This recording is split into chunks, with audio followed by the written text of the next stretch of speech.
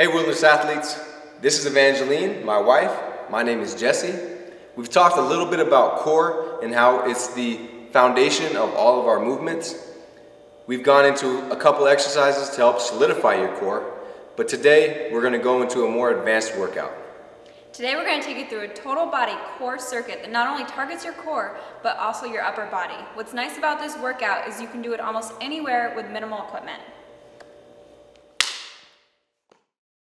We started with a quick dynamic warm-up and jumped right into it.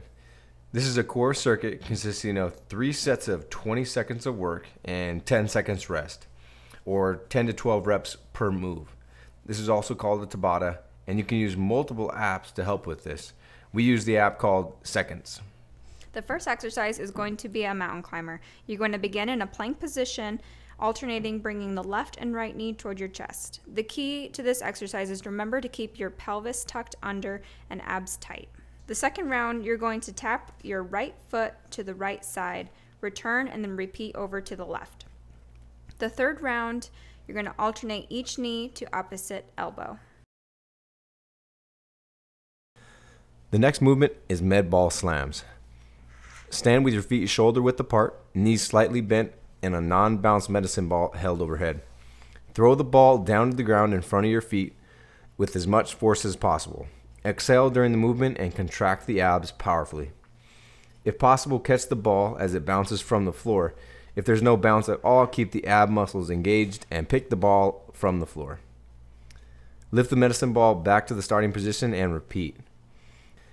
It's important that non-bounce medicine balls are used for ball slams, or you might end up with a broken nose.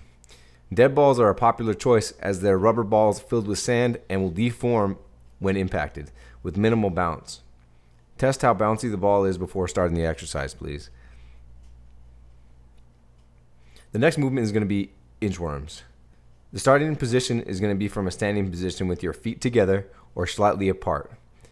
Engage or brace your abdominal muscles to stabilize your spine. Gently exhale and bend forward from your hips. Try to keep your knees straight but not locked. Slowly lower your torso towards the floor until you can place your fingers or palms of your hands on the floor in front of your body. If your hamstrings are tight, you may need to bend your knees slightly and try to keep the spine flat.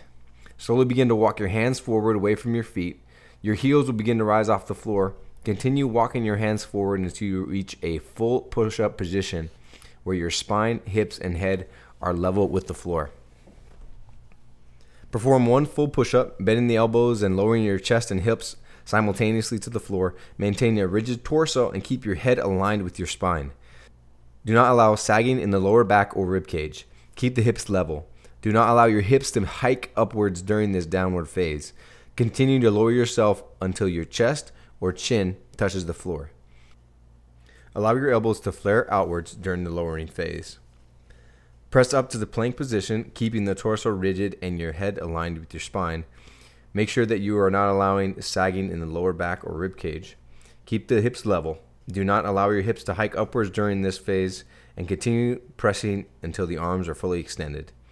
Slowly begin walking your feet forward towards your hands, taking steps without moving your hands.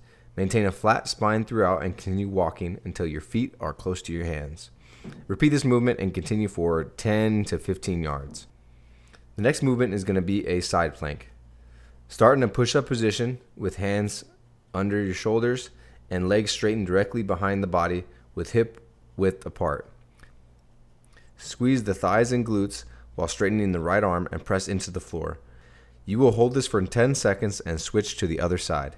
The scaled version is just performing this on your elbows with the lower arm at 90 degrees. The last exercise is going to be a bear crawl. Start with your hands and feet with your knees bent.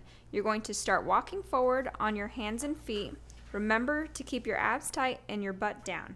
Begin to move your right leg with your left arm and left leg with your right arm. Keep your hips from rotating, making sure we are in a stable position and not rocking back and forth. Once you have gone about 4 steps, you will switch direction, repeating this until you have made a shape of a box. I hope you've enjoyed this circuit. Please let us know if you have any feedback at jesse@wildernessathlete.com.